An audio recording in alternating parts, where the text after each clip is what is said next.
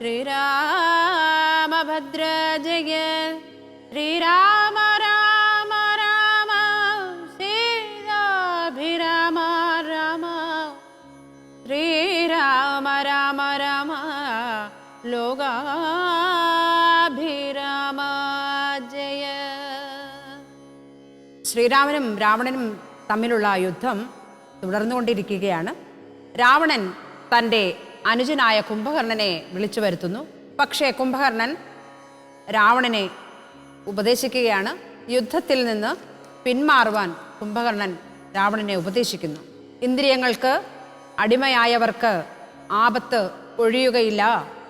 ഈശ്വരവിധി, ഈ വിധി ഈശ്വര കൽപ്പിതമാണ്. അത് തടുക്കാൻ ആർക്കും കഴിയുകയില്ല. രാമൻ സാക്ഷാൽ നാരായണൻ തന്നെയാണ്, സീത മായയുമാണ് എന്നൊക്കെ കുംഭകർണൻ രാവണനെ ഉപദേശിക്കുന്നു. കുംഭകർണന്റെ വാക്കുകൾ കേട്ട് രാവണൻ കുംഭകർണനെ കോപത്തോടെ ശാസിച്ചു. രാമന്റെ കൈകൾ കൊണ്ട് മരിക്കുന്നത് രാവണന്റെ കൈ കൊണ്ട് മരിക്കുന്നതിനേക്കാൾ ശ്രേഷ്ഠമാണ് എന്നുറച്ച് കുംഭകർണനും യുദ്ധത്തിന് പുറപ്പെടുന്നു. ഘോരമായ യുദ്ധത്തിൽ രാമനെ വിഴുങ്ങാനെടുത്ത കുംഭകർണന്റെ വായ അസ്ത്രങ്ങൾ കൊണ്ട് എയ്ത് നിറച്ച് ഇന്ദ്രാസ്ത്രം കൊണ്ട് കഴുത്തറുത്ത് കുംഭകർണനും അവിടെ തന്നെ മരിച്ചു വീഴുന്നു. മക്കളും അനുജന്മാരും ഒക്കെ മരിച്ചതിൻ്റെ വിഷമത്തിൽ ഇരിക്കുന്ന രാവണന്റെ അരികിൽ മകൻ ഇന്ദ്രജിത്ത് വന്നു. ഞാൻ ശത്രുക്കളെയൊക്കെ വധിച്ചിട്ട് വരാം, അനുഗ്രഹിക്കണം എന്ന് രാവണനോട് പറയുന്നു.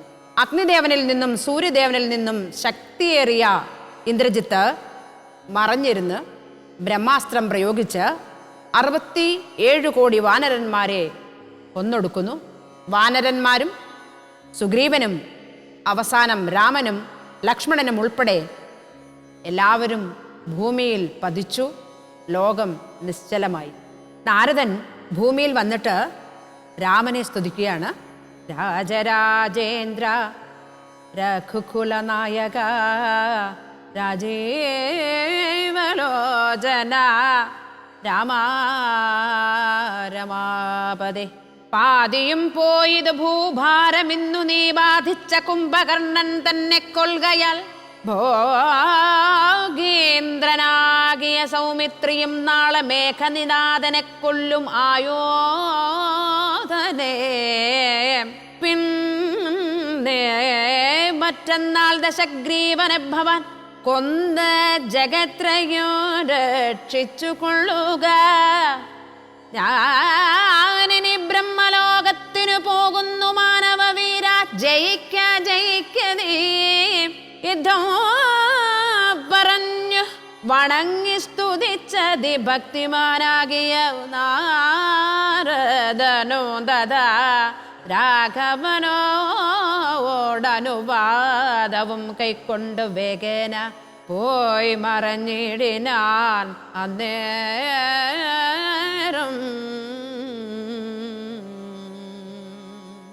കുംഭകർണൻ മരിച്ചപ്പോൾ ഭൂമിയുടെ പകുതി ഭാരം കുറഞ്ഞിരിക്കുന്നു.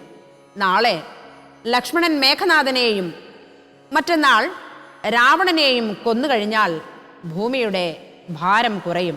ഞാൻ ബ്രഹ്മലോകത്തേക്ക് പോകുന്നു. അങ്ങനെ പറഞ്ഞ് നാരദൻ മറഞ്ഞു. മേഘനാഥാസ്ത്രങ്ങളേറ്റുമരിച്ചൊരു ശാഖാമൃഗങ്ങളെയും പിന്നെ നമ്മുടെ രാഘവന്മാരെയും ജീവിച്ചിരുത്തുവാൻ ആകുന്നവരാരുമില്ല. നീ എന്നിയെ പോകവേണം, നീ ഹിമവാനെയും കടന്ന് ആകുലമറ്റ് കൈലാസ ശൈലത്തോളം. കൈലാസ സന്നിധിങ്കൽ ഋഷഭാദ്രിമേലുണ്ട് ദിവ്യ ഔഷധങ്ങൾ അറിക നീ. നാലുണ്ട് ദിവ്യ ഔഷധങ്ങൾ, അവറ്റിന് നാലിനും നാമങ്ങളും കെട്ടുകൊള്ളുക. മുമ്പിൽ വിശല്യകരണി എന്നൊന്നിടോ, പിൻപേ സന്ധാനകരണി മൂന്നാമതും, നല്ല സുവർണകരണി നാലാമതും ചൊല്ലുവൻ ഞാൻ മൃതസഞ്ജീവനി സഖേ. 2 ശൃംഗങ്ങൾ ഉയർന്നു കാണാം, അവ രണ്ടിനും മധ്യേ മരുന്നുകൾ നിൽപ്പതും. ആദിത്യനോളം പ്രഭയുണ്ട് നാലിനും, വേദസ്വരൂപങ്ങളെന്നും അറിക നീ. വാരാനിധിയും വനങ്ങൾ ശൈലങ്ങളും ചാരുനദികളും രാജ്യങ്ങളും കടന്നാരാൽ വരുക മരുന്നുകളും കൊണ്ടു മാരുതനന്ദന പോകനേ വൈകാതെ യുദ്ധം വിധിസുതൻ വാക്കുകൾ കേട്ടവൻ ഭക്ത്യാ തൊഴുതു മാകേന്ദ്രമേറിടിനാൻ മേരുവിനോളം വളർന്നു ചമഞ്ഞവൻ വാരാനിധിയും കുലപർവ്വതങ്ങളും ലങ്കയും രാക്ഷസരും വിറയ്ക്കും വണ്ണം ശങ്കാരഹിതം കരുത്തോടലറിനാൻ വായുമേഘന കുതിച്ചുയർന്നമ്പരെ പോയവൻ നീഹാരശൈലവും പിന്നിട്ടു വൈരിഞ്ച മണ്ഡവും ശങ്കരശൈലവും നേരെ ധരാനദിയും അളകാപുരം മേരുഗിരിയും ഋഷഭാദ്രിയോ കണ്ട് മാരുതി വിസ്മയപ്പെട്ട് നോക്കിയിടിനാൻ. യുദ്ധത്തിൽ നിന്നും മാറി നിന്ന വിഭീഷണൻ വീണുകിടക്കുന്ന ജാംബവാന്റെ അടുക്കൽ ചെന്ന് സംസാരിക്കുകയാണ്. ഹനുമാൻ ജീവിച്ചിരിപ്പുണ്ടോ, ഇല്ലെങ്കിൽ എല്ലാവരും മരിച്ചു. അപ്പോൾ ഹനുമാൻ ജാംബവാനെ നമസ്കരിച്ചു. ജാംബവാൻ ഹനുമാനോട് പറയുകയാണ്, മേഘനാഥന്റെ ശരമേറ്റു മരിച്ച രഘുവംശപുത്രന്മാരെയും വാനരന്മാരെയും ജീവിപ്പിക്കാൻ നീയല്ലാതെ ആരുമില്ല. നീ ഉടനെ ഹിമവാനും കടന്ന് കൈലാസപർവ്വതം വരെ പോകണം. കൈലാസത്തിൽ ഋഷഭാദ്രിയിൽ 4 ദിവ്യ ഔഷധങ്ങളുണ്ട്. വിശല്യകരണി, സന്ധാനകരണി, സുവർണകരണി, മൃതസഞ്ജീവനി എന്നിവയാണ് അവ. ഉയർന്നു നിൽക്കുന്ന 2 ശിഖരങ്ങൾക്കിടയിലാണ് മരുന്ന്. ആദിത്യനോളം കാന്തിയുള്ള വേദസ്വരൂപങ്ങളാണ് അവ.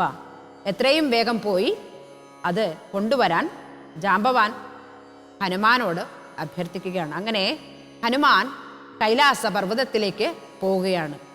ഇതറിഞ്ഞ രാവണൻ കാലനേമിയോട് ഹനുമാന്റെ വഴി മുടക്കുവാൻ ആവശ്യപ്പെടുന്നു. അപ്പോൾ കാലനേമി പറയുകയാണ്, രാവിലെ കുളിച്ച് സൂര്യോദയവും കണ്ട് സന്ധ്യാനമസ്കാരവും ഒക്കെ ചെയ്ത് വിഷയസുഖങ്ങളെ ഉപേക്ഷിച്ച് സർവ്വതും മായ എന്ന് കരുതി ആത്മാവിനെ ആധാരമായി കാണാൻ ശ്രമിക്കൂ. കഷ്ടകാല സമയത്ത് നമ്മെ ആരൊക്കെ ഉപദേശിച്ചാലും നാം അതൊന്നും മുഖവിലേക്ക് എടുക്കാറില്ല. വലിയ ആപത്തിലകപ്പെട്ട് നിത്യജീവിതത്തിലെ എത്രയെത്ര സന്ദർഭങ്ങളാണ് ഈ രാമായണത്തിലൂടെ നാം കണ്ട് കടന്നു പോകുന്നത്. കാലനേമി രാവണനെ ഉപദേശിക്കുകയാണ്, നല്ല ഒരു ഗുരുവിൻ്റെ ഉപദേശം കൊണ്ട് നീ ആത്മാവിനെ അറിഞ്ഞ് മായാമുക്തനായിട്ട് ജീവിക്കൂ, ഈശ്വരനെ ആശ്രയിക്കൂ, ഹൃദയത്തിൽ സീതാസമേതനായിരിക്കുന്ന ശ്രീവത്സം മാറിലണിഞ്ഞ ഭഗവാനെ പ്രാർത്ഥിക്കൂ. ദുഷ്ടനായ രാവണൻ കാലനേമിയെ കൊല്ലാനൊരുങ്ങി. പേടിച്ച് കാലനേമി രാവണനെ അനുസരിക്കുകയാണ്. ഒരു മുനിയുടെ വേഷത്തിൽ ഹിമാലയത്തിൽ ചെന്നിരുന്നു കാലനേമി. ഹനുമാൻ ഇതൊന്നും അറിയാതെ ദാഹിച്ച് വലഞ്ഞ് വെള്ളം കുടിക്കുവാൻ കാലനേമിയുടെ അടുത്തെത്തി. കാലനേമി കമണ്ടലുവിൽ നിന്ന് വെള്ളം കൊടുത്തു. അത് കുടിച്ചിട്ട് പോരാഞ്ഞ് ഹനുമാൻ ഒരു ജലാശയം തന്നെ സൃഷ്ടിച്ചു കൊടുക്കുന്നു. കണ്ണടച്ച് വെള്ളം കുടിച്ച ഹനുമാനെ ഒരു മുതല ആക്രമിക്കുവാൻ വന്നു. ആ മുതല വായ് പിളർന്നപ്പോൾ ആ വായ് പിളർന്ന് തന്നെ ആ മുതലയെ ഹനുമാൻ കാലപുരിക്ക് അയച്ചു. ധന്യമാലി എന്ന ഒരു അപ്സരസായിരുന്നു അവള്. ശാപമോക്ഷം കിട്ടിയ സന്തോഷത്തിൽ അവള് കാലനേമിയെ അവൻ കള്ളനാണ് എന്ന് ഹനുമാനോട് പറയുകയും അവൻ നിന്നെ വഴിതെറ്റിക്കാൻ വന്നിരിക്കുന്നതാണ് എന്ന് പറഞ്ഞിട്ട് പെട്ടെന്ന് മറഞ്ഞു. ഹനുമാൻ ഇത് കേട്ട് കാലനേമിയെ വധിച്ചു. ശ്രീരാമചന്ദ്ര കൃപാലോ ഭജമന ഹരണഭാവഭയദാരുണം നവകഞ്ചലോചന കഞ്ചമുഖകര കഞ്ചപാദ കഞ്ചാരുണം ശ്രീരാം ശ്രീരാം.